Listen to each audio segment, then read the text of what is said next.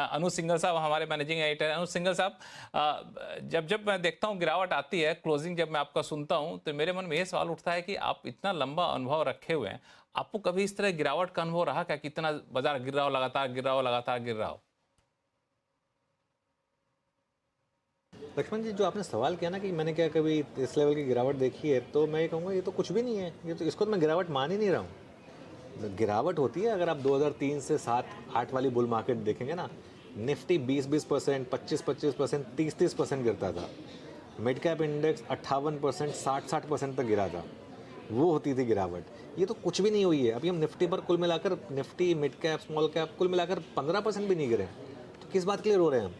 इस बार दिक्कत क्या हुई है, करेक्शन थोड़ी प्रोलॉन्ग हो गई है। हमारे यहाँ क्या होता है ना, बुल मार्केट लंबी चलती है, बेयर मार्केट छोटी चलती है। इस बार ये बेयर मार्केट फेज जो है वो 4 महीने तक चल चुका है।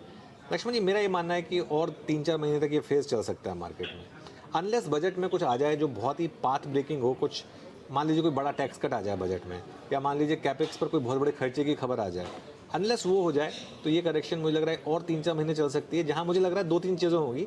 एक तो बेस इफेक्ट कैचअप करना शुरू करेगा अर्निंग्स का, और दूसरा मार्केट की वैल्यूएशंस काफ़ी सस्ती हो जाएंगी। तो उस हिसाब से और 3-4 महीने की जगह लग रही है मुझे।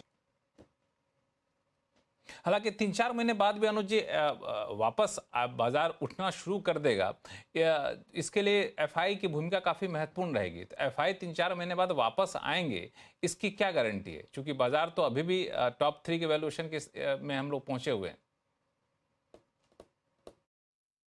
देखिए, एक चीज़ समझ लीजिए, एफआईआई आपके बाज़ार में इसलिए नहीं आएगा कि आपका बाज़ार सस्ता है या आपका बाज़ार महंगा है। ना ही वो इसलिए आएगा कि वो लक्ष्मण जी को या अनुज जी को प्यार करता है या उनसे हेट करता है।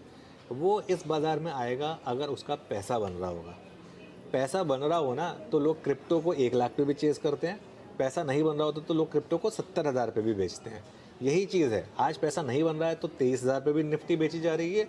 जब इन्हीं एफआईआईज़ का पैसा बनना शुरू होगा, ये 30,000 पर भी, 27,000 पर भी, 32,000 पर भी चेज़ करेंगे मार्केट को।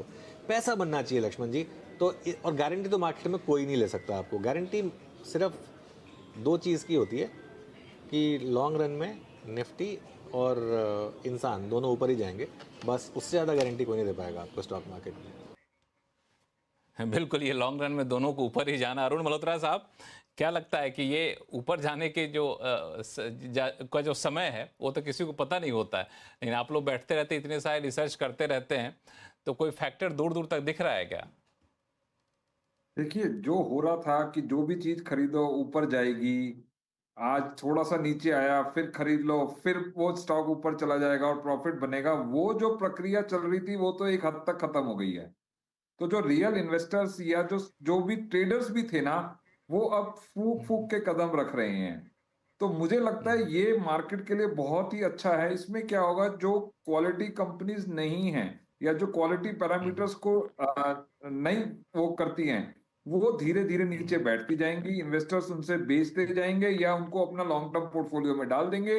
अच्छी अच्छी कंपनीज की वैल्यूएशन जो 2-3 साल से नहीं चढ़ी थी, वहां पर long term mid cap companies, जो लॉन्ग लार्ज कैप कंपनीज, वो अच्छा करना स्टार्ट कर देंगी।